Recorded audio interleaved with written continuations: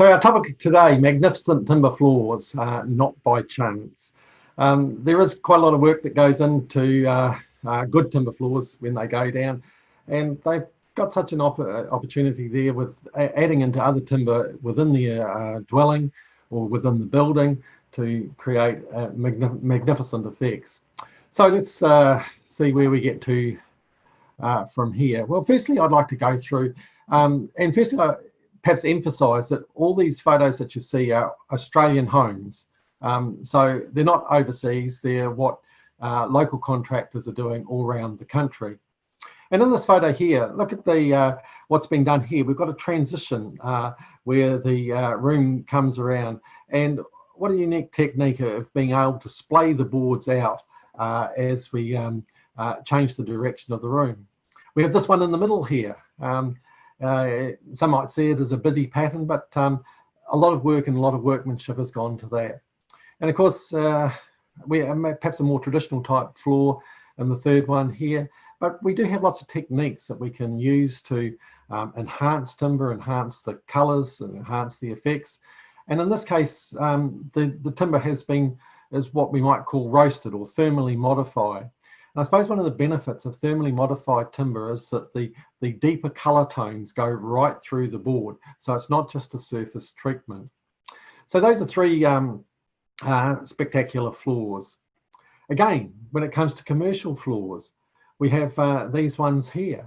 We've got the one on the left here with this intricate parquetry type pattern, which you might tend to see overseas in Europe. But similar patterns can also be made in a more contemporary, more modern type style, as with this floor here. Again, we've got a contrast of timbers. We've got various species through here, and again, these darker boards through here being heat-treated boards. And the other side, on the right-hand side here, is a lime-washed Tasmanian oak floor. And so therefore, it's not only the timber which brings warmth and character into the dwelling or into the building, but we can also apply lots of different finishes and finish combinations on our timber flooring to create some spectacular effects. Now, just some other floors that I sort of had a look through some of our files and things, and I thought, well, these are of interest, aren't they? And you can see here how we've got this chevron type pattern in this floor. And I look at the overall photo there and I'm thinking, oh, look, we've got this triangular shapes through there, a nice symmetrical line up through the middle, and it sort of mimics the shape of the chairs that are sitting across the top of the floor. We have this one through here where just by changing the direction of the boards, the coating is going to show up quite differently and create this wonderful checkerboard type appearance in certain lights as you look across the floor. Similarly over here, again, we have this decor which has got lots of blacks and greys and whites within it, and we can also mimic that same type of appearance in our timber flooring with various coatings to it, but also within that create various shapes and patterns within our floors. Now, I suppose the interesting thing is that timber flooring doesn't only stop at floors, but we also go upstairs quite often. And so that's why I've added this one in over here. And I think this is quite unique, how they've made the staircase really quite bold with the use of timber in the rises and treads. So some magnificent timber floors. But it goes beyond that too. We've also got a situation where we can have a rusticated type appearance. And in this one, you can see on the left-hand side here, where you've got the saw marks in the top surface of the boards to give that more rusticated type appearance. And similarly, over here on the right, look at this. We've got a combination of board widths, and it looks like planks that have come out from some ancient building or maybe off a ship or something or other like that to create this wonderful appearance in this floor here. So we really do have some wonderful looking timber floors, some magnificent timber floors in Australia, and we also have the companies and the tradespeople to go with it to provide this type of look if it's desired. Okay, so that was some great looking timber floors, but as I said, it doesn't come around by chance. There's we do have a lot of science that goes behind all these timber floors, and a lot of things that the good flooring contractors are well aware of, and they do day by day to ensure that the floors that they lay are going to be successful. And really, I think it's beneficial for each of you, if you're not laying timber floors, which most of you won't be, but may be involved with it, that you've got an understanding of what happens in the background when timber floors are being laid, or at least knowing also what should be happening in the background. So it might also enable you to know the questions to ask when the timber floor is going down. Oh, what about the climate? What about this? What about the fixing method? All those types of questions. And so when it comes to laying a timber floor, there's really 3 steps which result in a successful floor. And these are to know the product. It's interesting that so often people say, oh, that's a wood floor. That's a wood floor. But we need to understand that all the trees are different. All species have got different characteristics. Each species is quite individual. Each species is different one to another, and how it looks, how it reacts, and what it does. And we need to understand these sorts of things. Again, colour comes into it too, and we'll look into that soon. So know your product. That's number 1. Number 2 is know your installation environment. We need to have an understanding of where that flooring is going into and what that environment is going to do with our floors. And we can predict that to a reasonable extent, and that's very necessary. We'll look at that in more detail soon as well. And the next one is to lay and finish, taking these 2 into consideration. So we know the product and the characteristics of the product. We know where it's going and how it's meant to be acting or reacting in that in its installation environment. And so therefore we can adjust our laying practices and our finishing practices to ensure that we get our expectation of the floor at the end. Okay. I want to talk about colour. Species is a main attribute that determines colour and therefore the owner's choice. Note that photos and samples are not always good indicators. You know, when I look at photos in magazines, I think, does that really look like that species? And often colours are changed in what we see in magazines, and it's not necessarily the case. Also, we have differences one to another. Also, be very careful of small samples. If you've only got 1 sample board, that's only a sample of 1 colour. Usually timber floors have lots of wonderful tones within them, and sometimes the tones are fairly close together. In other cases, you're going to have a wide variation in tone and colour even within the same species. And as I said before, that coatings, we'll talk a little bit about coatings later on, also play a major role in appearance. So I want to go through now just some different areas within Australia where we get different colours of timber, and we can sort of group these together in various colour tones. So if we're talking about lighter tone floors, we've got what we call maybe the coastal species, and these are species like blackbutt, springy bark, and tallow wood.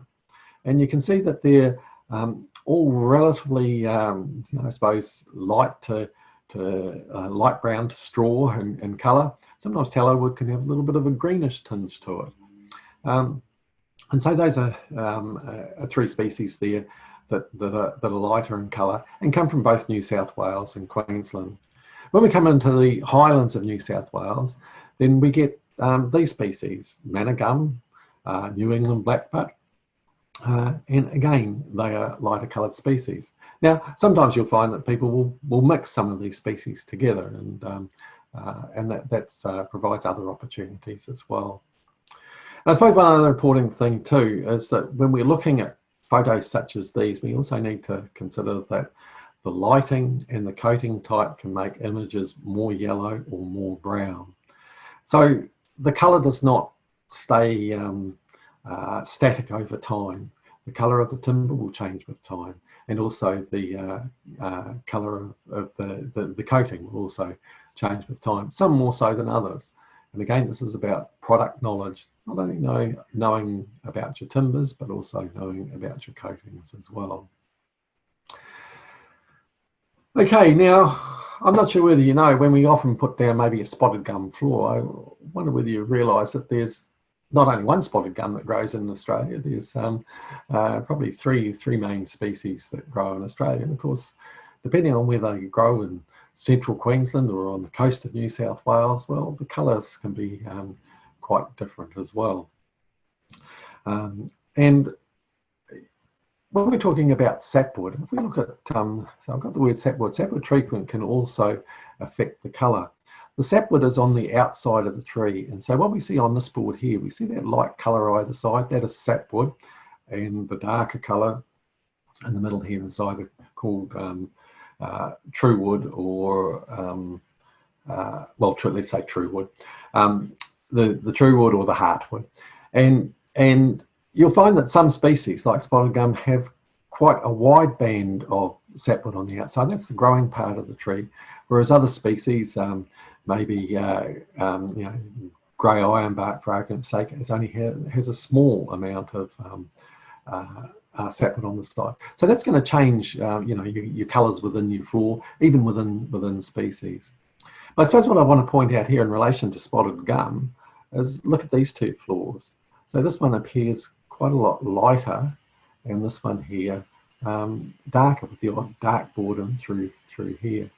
So you can get these differences between growing regions, and generally people may either buy Queensland spotted gum, which is likely to have more of the darker chocolatey type boards, or New South Wales spotted gum, which is likely to provide often similar colours, but also maybe not so many darker tones to it. So if you're looking for brown or red tones in timber flooring, these are the types of species that you'd be looking at: brush box, grey gum, spotted gum, and grey ironbark.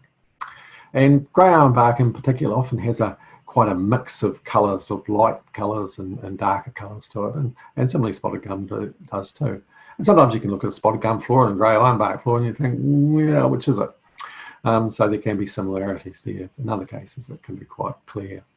So that gives you an idea of the New South Wales and Queensland species being, you know, of a brown-red type tone. Now, if we want even more redder colour in these species, then we've got these ones through here. We've got red mahogany, we've got red ironbark, we've got a species called cherry mahogany, and we've got the lighter reds being Sydney blue gum and rose gum. Sometimes with alternate species, and I've actually, oh, isn't it interesting when you find a mistake in your presentation? But cherry mahogany is actually bloodwood, so this one here should be down with us here.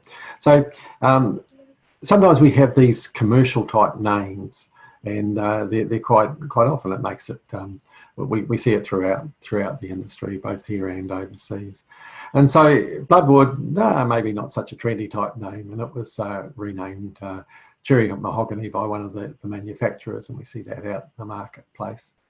So there are alternate names, and the alternate species may have more boards with lighter coloured sapwood or different grey features, particularly if you're going to change maybe one species to another. So sometimes there can be a difficulty if, for argument's sake, look, I can't get red mahogany, but look, I can get cherry mahogany. Now they're going to be similar overall tones, but we need to realise that some of the grade features, the things like the past bore activity and gum veins and things like that, can be quite different also from one species to another. And we'll talk about grades soon.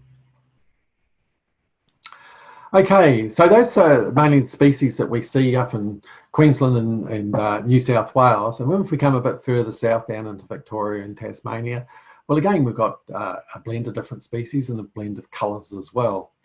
So, and you'll note here that Tasmanian oak is not a single species. It's a mix of alpine ash, mountain ash, and messmate. And Victorian ash, just those two species. Sometimes we talk about chestnut or wormy chestnut, and it's a combination of brown barrel, silver top ash, and messmate.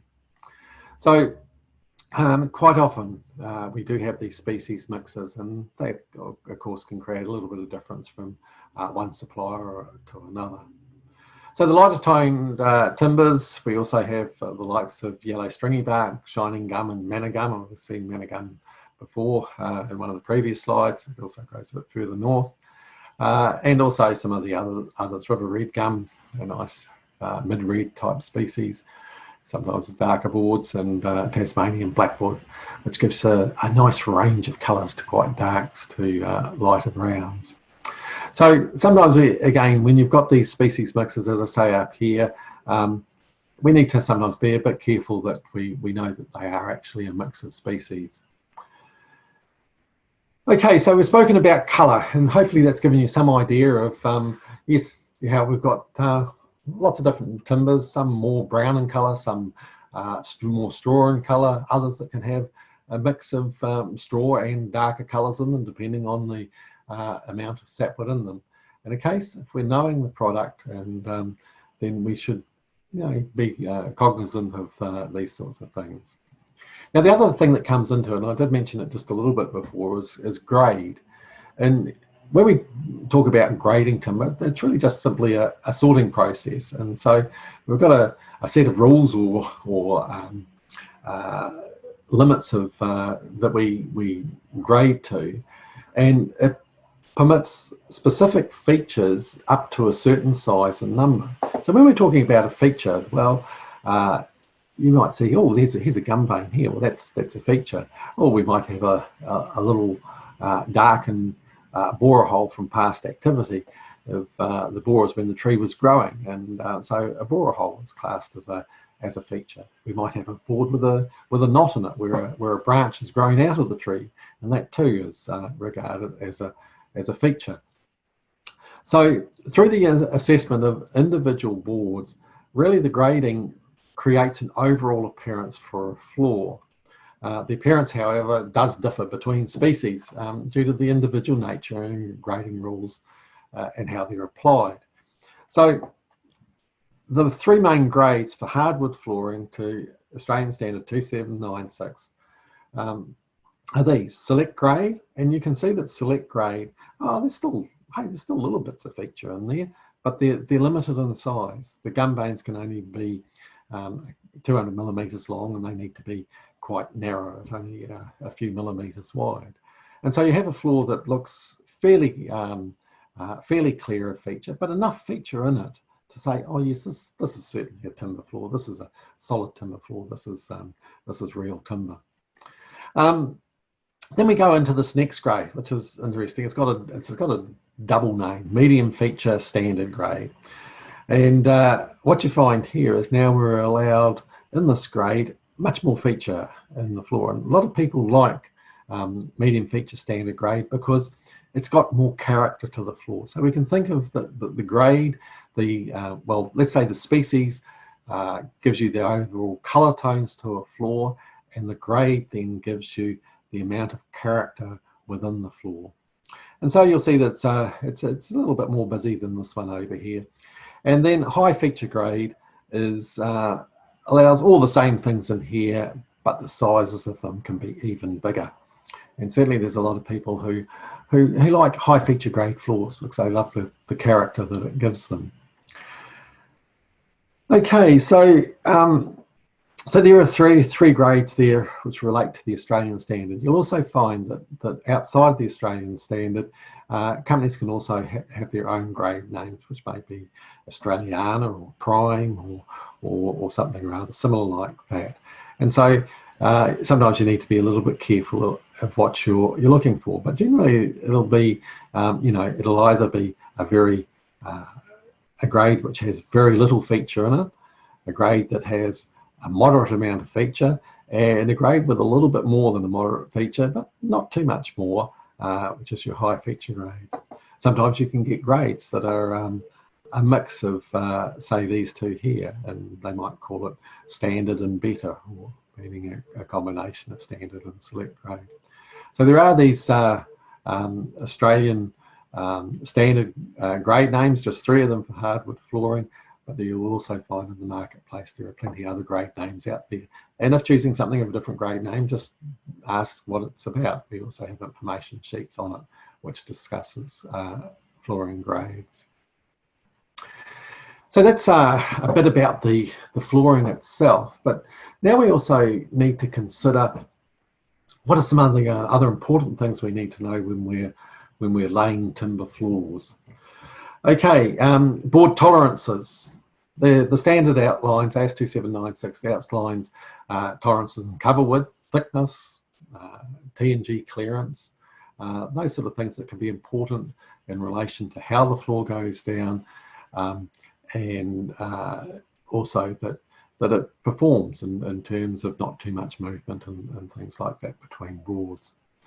Moisture content is also a very important one, and it's a must to know as it affects the in-service expansion and shrinkage of the flooring. So the moisture content of boards shall be within the range of 9% to 14%, or as specified. But generally, if you're buying timber flooring, it will be within that range. Now, let's start introducing this concept here of what humidity does to floors. So if you watch the weather at night, you'll see, oh, the temperature today was, well, in Queensland was 27 degrees C, and the humidity at 3 p.m. was 50%, maybe something rather like that. Now, what this is saying is that if we've got a relative humidity of 60% and our board is 80 millimeters wide, then the board will try and track at 11% moisture content. If we were to raise the humidity in the room and bring it up to 80%, then the moisture content would increase to close to 16%. And when it increases in moisture content, so does the cover width increase. Or conversely, if we were to go the other way into dry conditions and 40% relative humidity, then what would happen? The moisture content would go down and the cover width would reduce. So you can think that the humidity will go up and down on a daily basis, but it also goes up and down on a seasonal basis. And as it goes up and down, yes, we're going to get expansion and shrinkage of our timber flooring. So that's something we need to accommodate when we lay a timber floor. Now, the humidity in the air and the temperature govern what moisture content the timber flooring is going to want to try and move to. So we call it the equilibrium moisture content. So the equilibrium moisture content is the moisture content that timber approaches under set conditions of humidity and temperature. So look, we had, if we've got 20 degrees C and 60% relative humidity, oh look, we've got 11%. If we've got 80% relative humidity, oh look, we've got 16% moisture content. If we've got 40% relative humidity, we've got 7.7, which rounded up is 8%. So you can see where these figures in this table, on this chart, come from this table. Now, the flooring, when you buy it, is generally going to be manufactured to a target moisture content between 10 and 11%. Now, I said before it can be between 9 and 14, but hey, we're trying to, let's see if we can get the average close to maybe 10.5 or 11%, somewhere in there, 10%.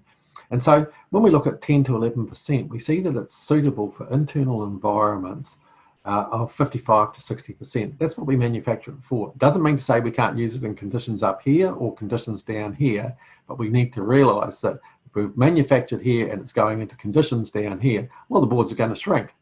If it's manufactured here and it's going into conditions up here, oh, the boards are going to swell. So that's what that's why this chart is important, and it's important to know what your manufactured moisture content is, or the average of it. So timber expands and contracts with changes in relative humidity. And what we're trying to achieve is to lay the flooring as close as possible to the expected in-service moisture content so that the seasonal expansion and contraction is minimised after installation. So think on that again. What we're trying to achieve is to have the flooring in balance with the ongoing in-service environment. So therefore we minimise the amount of expansion and contraction after the floor goes in. And this is a good rule of thumb, and it's really quite an interesting one. If we had an 80mm wide hardwood floorboard, then it's going to shrink or swell when it's unrestrained by about 1/4 of a millimetre for each 1% change in moisture content. So that means if we've got our flooring at 11% moisture content and it's 80mm wide, and we increase the moisture content by 1%, then it's going to, the floorboard's going to become 80.25mm, or a 2% change in moisture content, 80.5mm. So that's really quite a lot when you need to think, well, hey, I'm going to need to look after the expansion and contraction that might be happening in this floor by considering the environment. Now, so I've spoken a little bit about humidity, and although I don't think anybody else would necessarily do that, but in what I do, it's something that I'm interested in, so I do it. And we spoke about humidity. So this is actually a graph of the humidity outside my house, which is the orange line here, and this is a graph of inside my house. And so what you can see is that the humidity on a daily basis goes up and down, up and down, up and down on a daily basis. And inside my house, it also goes up and down, up and down on a daily basis, but not to the same sort of extremes as it is outside. So once we've got a building, we've got more stable conditions within it. However, what's interesting is if we look at this blue lines through here, we can see, particularly over here, when we've got a general increase in the humidity outside, we also over the same period of time get an increase in humidity inside the house. Now this in Brisbane will be a gradual build up of rainy weather and that sort of thing, and then the storm passes and we get our blue skies again, and winds change and we get dry westerly winds coming in, and so we get this large drop. And internally, we also get a drop, maybe not quite as large because we're insulated a little bit from outside. But you can see here that the internal conditions follow the external conditions, but not to the same sort of degree. And interestingly enough, if we took a line through here, this nice red line through here being the average for inside my house, the relative average humidity for the year is 58%. Now, what did I say? I said that timber flooring get manufactured to suit climates, in particular between 55 and 60% humidity. And so therefore I could get a timber floor and put it straight in my house and I'll be close to the average with the flooring that had been supplied. Okay, so what do we need to consider? Well, what's the average location EMC? What is the seasonal fluctuations? Is the climate hot and humid, or is it hot and dry, or is it cold and humid? And how is the flooring product going to react? So let's now look at some of these things. So if we've got the major cities, what have we got? We've got Sydney, Brisbane, Melbourne, Hobart, Canberra, Perth and Adelaide. And we've got different climates in different places. We've got the temperate climates of Sydney and Brisbane. We've got the colder southern climates of Melbourne, Hobart and Canberra. And we've got the hot summer moderate winter type climates of Adelaide and Perth. And really what you tend to find is that in Australia we like to live in conditions on average that sort of sit around 50 to 60% relative humidity. Now in Brisbane we get internal conditions maybe 70% for a month or so, and in Melbourne when you've got a lot of heating on, you've got conditions of maybe 40-45% relative humidity for a few months there. And so really what we find with timber floors is that we adjust our heating and our cooling to have a nice comfortable environment. Where floors in Sydney and Melbourne maybe sit between 10 and 12 on a seasonal basis. And Melbourne, Hobart and Canberra, because of the extra heating, maybe 9 to 12. Adelaide's usually around about 9 to 11 and Perth 10 to 12. So that's one part of the story. The other part of the story is that depending on where you live, things are going to be a little bit different as you travel from the coast to further inland. Right out on the coast we go, we get the sea breezes in the afternoon, that creates cooling and that sort of thing. So it's really quite consistent, very little change there, 12 to 13% moisture content, often of floors, but the apartment building's going to moderate that as well. Go a bit further over and something that gets a little bit less effective, the sea breezes, and we've got 10 to 11. Again, think of that. That's 50 to 55. That's manufactured floorings manufactured for these sorts of areas. In the valleys, 12 to 15, we get more humid type conditions. Up on the mountains, we get the dry winds coming across from the west here, but we also get the height, which also creates higher humidity conditions. So we get greater variation up in the mountains, and then back on the other side, a little bit different again. So those are the influences environmentally that we need to consider. Now, some people might say, well, Dave, is climate really that important? If we went to somewhere like Darwin, we have huge seasonal swings in EMC. So from 8.9 to 14.9, that's what, 6% difference in a season, much more than we'd see in Brisbane or Sydney or Melbourne. And in this bamboo floor, as a result of that, it was only 3.8 metres wide, it was floated. We had 26 millimetres of seasonal movement. Do we see many timber floors in Darwin? Answer, no, we don't. It's just the extremes that happen are just very great and therefore very difficult to lay floors successfully in that climate. And in Mount Isa, yes, we can lay floors in Mount Isa, but what we've got to realise that the EMC goes between 5% and 8.6. So if our timber flooring is being supplied for conditions up here, then it's going to shrink a lot. Unless we pre-shrink the boards before they go in, then we're going to end up with very wide gaps. So yes, it is important. Now the other factor is heating and cooling systems. They have an effect on our flooring as well, but often it's a beneficial type effect, or it can be. If we were to go, for argument's sake, into Melbourne, quite often we see hydronic heating on the walls, and we might see evaporative coolers on the roof, although it's more and more reverse cycle air conditioning going in. So what an evaporative cooler does, it creates cooling by putting outside air over a moist mesh, which then adds humidity in the room. So when these are being used, we've got quite dry conditions, and the evaporative coolers will actually increase the humidity in our house. So it will raise it. So that's a benefit to us. And when it's in winter and it's really cold outside and it's wet and it's, I won't say conditions like today in Melbourne because I'm not quite sure what they are, but I have heard when I've spoken to people recently that it's been wet and quite cold compared to Brisbane. But if you've got heating on in a Melbourne house, the effect of the heating is raises the temperature and it drops the relative humidity. And so therefore, what we tend to find is that is beneficial too, because that high humidity outside is not reaching the internal climate. And so again, we get more closer to the balance of where we want to be.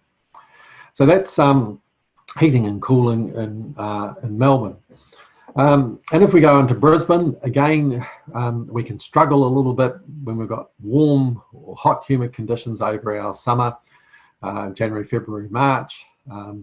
And if we've got our reverse cycle air conditioning, then what that can do is during those periods that are both hot and humid, it can drop the humidity within our houses to bring it back down into a closer range to where we want to be. So you can think that these heating and cooling can be quite beneficial to a floor, but sometimes if we were to run this 24 hours a day, 7 days a week, and not open the windows and that sort of thing, so it's not in line with the instructions for such a cooling system, then we can end up with problems because it puts too much humidity in the air. If we run this one here 7 days a week, 24 hours a day at low temperatures and that sort of thing, then it's going to create very dry conditions within our house. So again, these things, moderate use of heating and cooling systems is often quite beneficial to us. Why is flooring sometimes acclimatised? And hopefully you'll be coming to realise by now is that often there's not really a need to acclimatise our timber flooring. So in most cities, the flooring is supplied 10 to 12.5%. As I said, most of the time 10 to 11% is the average that of most manufacturers who are selling across the board through the major cities. And the expected in-service conditions is 10 to 12.5. Well, this flooring has been supplied at exactly the same internal conditions, and so there's no need to acclimatise the flooring. So that's this middle line through here. So we've got it 10 to 12, it's laid in normal in-service conditions of 10 to 12, no consideration, special consideration, and we go ahead and lay our floors. So what you'll find in Melbourne, Sydney, Brisbane, Perth, Adelaide, a lot of flooring there's no need these days to acclimatise it. We know what's happening inside the building, and we can go ahead and lay it. But I also showed you where down in Mount Isa, where if it's been supplied 11 or 12%, and we know that it's going to end up at maybe 8% moisture content, well, then we can pre-shrink the boards, bring the moisture content down from there 10 or 11% down to 8%, and therefore pre-shrink them. So therefore we're not going to get them to gap up so much. So that's a good place where we would acclimatise our flooring. And similarly, if we're going up to Cairns or up into the tropics, then we know that floors up there, floors in Cairns often sit at around about 14% moisture content. So if it's been supplied at 10 to 11% and it's going to end up at 14, hey, we know it's going to swell. So therefore we can either acclimatise or add additional expansion allowance to cope with the expansion of the floor. So this idea that, I've got my timber flooring, I've got to acclimatise it for 2 weeks before I go down, well, you can actually do more damage to the flooring if the conditions aren't right than if you had just laid it straight away, or at least you need to work these things out. Why do we need expansion allowance? Well, moisture content testing is only accurate to a degree. So we can put a moisture meter on the board, but in a number of boards, it could only be plus or minus 2%. Often we're a little bit more accurate than that, but not always. The build environment is often not the in-service environment. So there's going to be a change after the floor goes down. Predicting the in-service conditions has quite a lot of uncertainty to it. And the climate is more extreme at certain times of the year and in certain years as well. So floors of a certain width and in certain localities, we have to put expansion allowance because we know our boards are going to move. And so this is very important. Expansion allowance is not a client option. We have to do it to make the floors work. Inadequate subfloors are the cause of many floor problems. Now, if it's going over concrete, there's 4 things there. It's got to be flat, and it's usually if we're gluing down flooring 3 millimeters over beneath a 3 metre straight edge, or if it's on plywood, 3 millimeters under a 1.5 metre straight edge. And we can use levelling compound or grinding to make it adequately flat.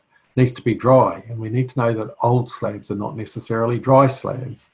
And so therefore we've got to test for slab moisture. And here you can see some efflorescence there, and the moisture meter reading 5%.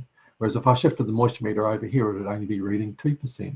We've got moisture that's coming up through the slab there, and we need to test for that. It needs to be clean. If we're going to stick flooring down onto concrete or use adhesives, now often solid timber flooring is straight on, solid timber flooring is on plywood or battens over concrete, but if it's engineered flooring, we'll often direct stick it onto the concrete. And so therefore needs to be clean. And we may also be putting down a moisture vapor barrier beforehand. It needs to be clean for that moisture vapor barrier to adhere properly as well. And it needs to be strong.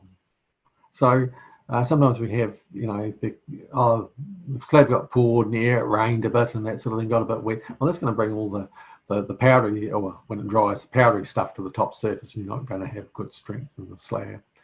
So concrete slabs, they need to be assessed and made right before you put your floors down for the type of installation that you're using. The other one, biggie that we come across is inadequate subfloors, where we've got a house such as this one's on up in the Whitsundays and the islands up there, and what do you know, we've cut down at the back over here. We've got the subfloor space, and look, we've got dampness all through here, and if I shot across here a little bit further, I'd find a big pond of water. And so we've got all this humidity coming out of the ground, going underneath our timber floors with one particle board here first, and I think I can see some mold on the particle board, and this is the condition of the floor above. Didn't need to be like that if they had attended to the conditions underneath the house and made sure that they were right. So subfloor spaces have to be dry and they have to be ventilated. And if we've got seepage and things, there are things that we can do to put plastic over the soil, put covered drainage in underneath there. If necessary, we can have fans in there too, where we haven't got good ventilation. So we can work over these problems and we can make things right. Okay, so the third step was lay the floor to establish practices, and Alistair's already mentioned this. We've got two documents here which are the same document really, and the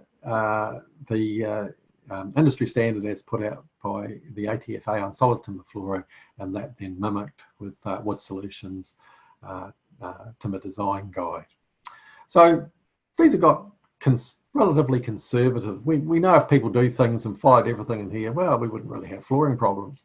It's when people don't do the necessary things that are in these industry standards that things go wrong.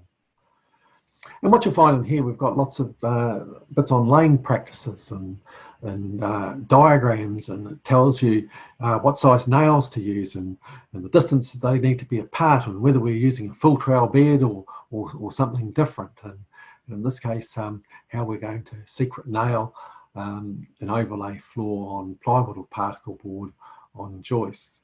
Note here, look, it also shows that, well, yes, we are going to have a bit of top nail fixing where we can't get that secret nailer close up against the wall. So lots of good information here, good practical information on systems that have worked year after year after year. There's lots of additional information as well. If you're busy maybe talking to clients and that sort of thing, they don't know too much about timber floors and that sort of thing. You'll see here, timber flooring applications, getting it right first time. This is a brochure which we've produced with the help of Wood Solutions as well. And it just covers the various types of flooring types and discusses a little bit about them to give people an introduction to the different types of timber flooring, and gives a discussion point for companies to talk to people. The ATFA itself has many information sheets on various things. For some of these you need to be a member, but other ones you'll see that they're on the public side of the website and they've got lots of good information in them.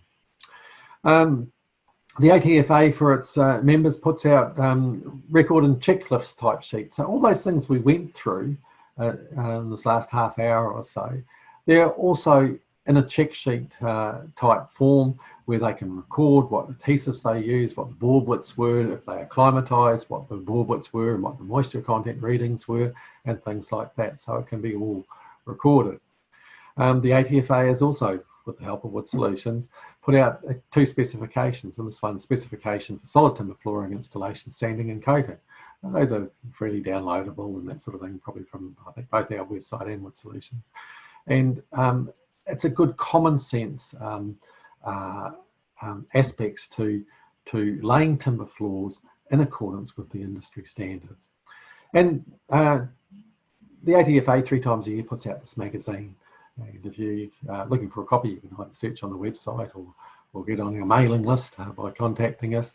And not only is there lots of interesting things about timber floors, there's lots of, it's mixed in with technical articles and things, and where you can learn more about timber flooring as well.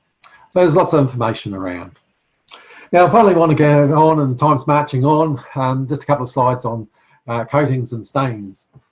We do have lots of different coating types out there that people can choose on. We've got penetrating oils, we've got hard wax oils, we've got oil alkyds, which are more straight type oils from the past. We've got oil modified urethane, so a mix of oil and urethane. We've got acid catalyzed coatings. We've got solvent moisture cured single pack polyurethanes and 2-pack solvent-borne polyurethanes, and we've got waterborne equivalents in single and 2 packs. So that covers not all, but the majority of the coating types that there are available for choice. And you know, on the public side of our website, there's a wonderful information sheet called Coating Choices, and it goes through the aspects of each of these coatings and looks at some of the, you know, some of the benefits and some of the limitations of each of these coatings. So what we've got to realise is some coating systems are more hard wearing, but maybe not as easy to repair. Some are better for certain installation environments.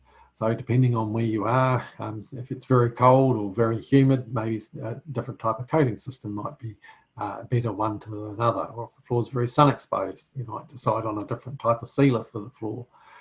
Some are better with some timbers than others. Sometimes we would prefer to put one coating type on a timber because we understand the characteristics of that timber species. And the coated appearance differs between types and differs over time. And this is important as it differs over time, because if you're looking to hold colour better, you've got a lot of sun exposure on the floor, then that you might be thinking, well, is that going to be affected by the coating type? And yes, it is. So these are things that need to be discussed. So before deciding on finishing systems, make sure that it's right for your floor and know the benefits of the and limitations. And I said there's an information sheet that covers that. And so these are the types of, wonderful effects we can get with floors. And sometimes it's very hard when you look at a floor and say, oh, is that a water-based polyurethane or hard wax oil? But they do have quite different properties. And the benefits of hard wax oils, if I've got a little bit of a scratch on here, well, if it's a polyurethane, that's a bit more of an effort to try and correct that. With a hard wax oil, we can buff more oil into that, so it's good for maintaining, but does require more maintenance than a polyurethane. And again, as I said before, we've got lots of choices as far as changing the colour of our timber flooring if we want it. Okay, well, I think that brings us to the end of our presentation at present. That was perfect. Thanks for that, and perfect timing. So we've had some number of great questions. So I'll run through some of those in the next 10 minutes with you. When you were first initially, you were talking about the floor, and some of them had a bit of sapwood in it mixed with the heartwood. So there's a question there: how does the sapwood mix in the boards affect durability and shrinkage? Okay, it's interesting to know that really durability-wise, we need to think of one thing first: is that the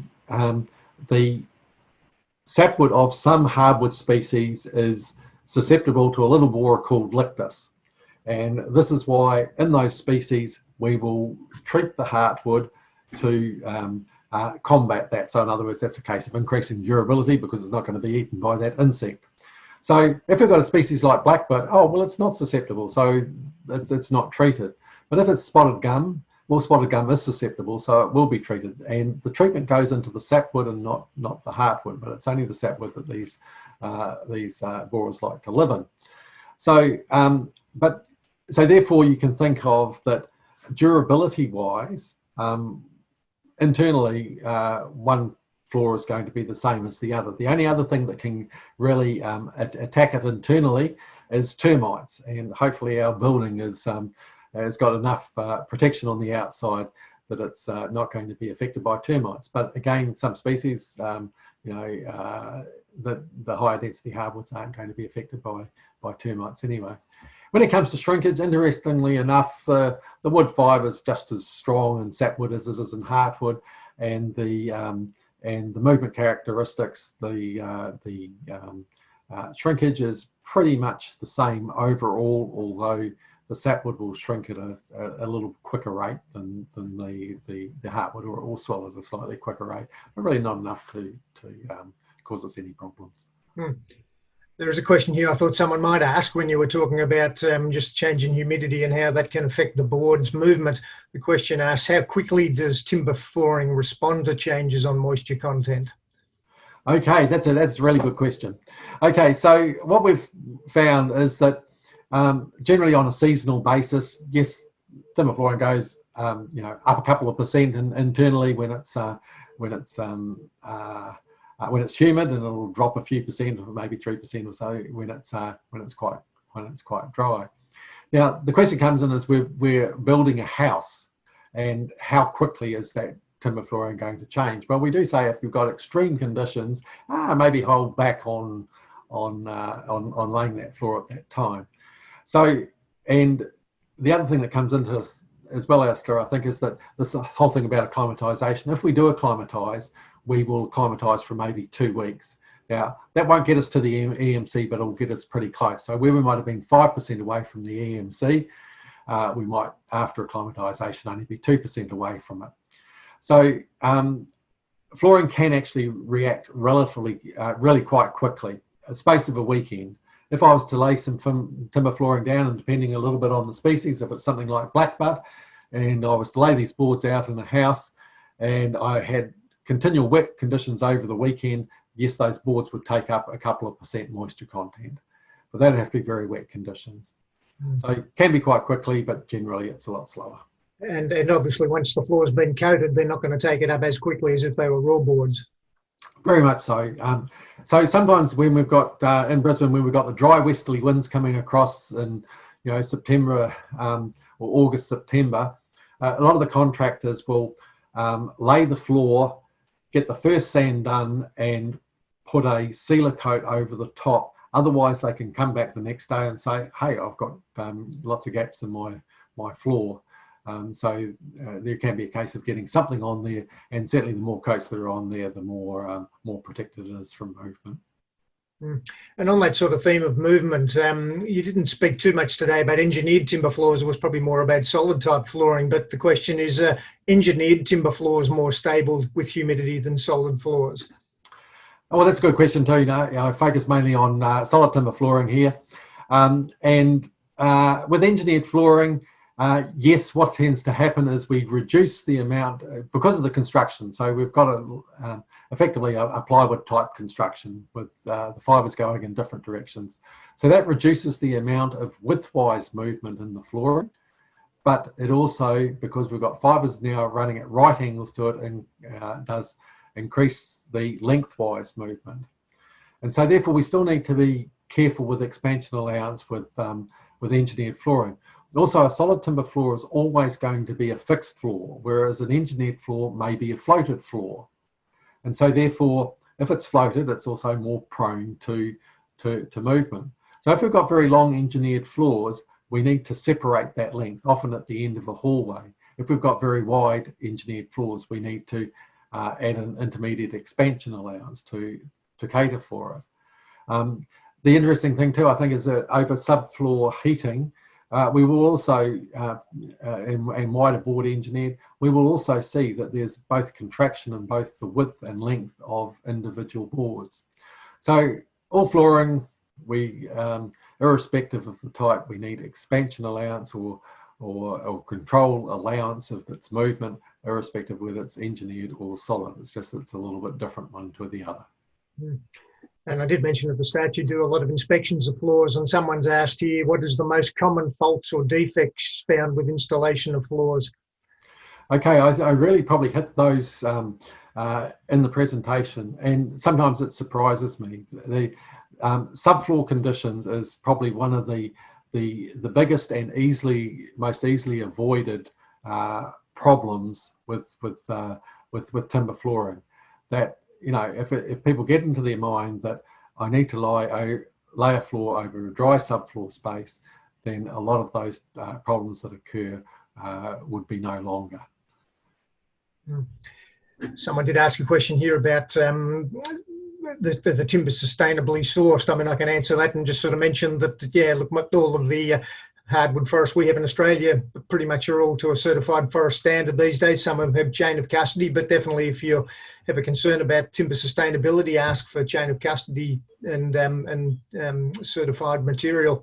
An interesting question here, but what species are native to Western Australia and Northern Territory are available for flooring? I know a few Western Australian ones, but not many Northern Territory species. No, really there's any flooring basically going to the Northern Territory is being manufactured in one of the other states and sent up there. So there's really no manufacturing plants up there. So even if the species are there, and really there's not that much, then it's not, there aren't the manufacturing plants. So obviously Western Australia, you've got Jarrah and Carry, and Western Australian blackbutt has been three of the more main species from over there. Mm-hmm. And this is a good question about the effect of windows. So in service environment, radiant heat from large glazing causing unsightly board shrinkage. Can you minimise this problem by initially laying the floor at a lower moisture content? The difficulty in a room is that often the sun penetrating through the windows doesn't cover the whole floor. So you actually get greater shrinkage closer to the windows than you do further back, and so you could add to your problems if you could acclimatise the flooring down to a low moisture content, that you're going to have expansion problems on the other side of the room. So that is a difficult one. And the other interesting too is that even if you put window tinting, what I've tended to find is that with window tinting, it actually absorbs the heat into the tint, and the glass gets very hot, and so you end up with quite a lot of radiated heat from that. And then someone puts an air conditioner on to cool the room, and a reverse cycle air conditioner then takes what moisture is in the air out of the air, and you can get very, very dry conditions from that. So again, building design and some protection from that north-facing windows is really part of it, or floor mats down in front of the window type area. Big floor rug in that area will also assist. There was actually a good question here also that comes up often. We get it through the advisory lines about what's your thoughts on coating all four sides of flooring or decking, just to minimise some of that movement. Okay. Many years ago, we did a research project of looking at different flooring coatings and how permeable they were to humidity, and did a bit of research on that. And really, irrespective of the coating type, as an applied coating type, you're getting moisture vapor, the invisible moisture in the air, penetrating through all coatings. Now, to a degree, coatings are made that way, because if we had paints on walls that were impervious to moisture going through them or not, you would have paint bubbling off walls and things like that. So the coatings that are less pervious to moisture transfer through them, if you put them, they'll have a short-term effect, maybe overnight or a couple of days, but long-term, it just takes longer, but the timber will still go up to the same sort of moisture content. So I don't think that's necessarily, if the thought is that I can put coatings on to limit that movement, it's really not the case. One difference is if with some of the engineered flooring, where we might have seven or eight coats of lacquer, UV cured lacquer, then that is known to be less permeable than an applied type polyurethane coating. Fantastic, Dave. Well, we've run out of time, but that's been fantastic with the questions. I thank you once again on behalf of all the people that have been watching today, and we've had a great crowd. I'd just like to mention to the people online about next week's webinar. 20th of October is on reciprocal framing systems, which will be particularly interesting from a structural point of view. So thanks once again, Dave, and thank you for everyone for joining us, and we'll see you again next Tuesday.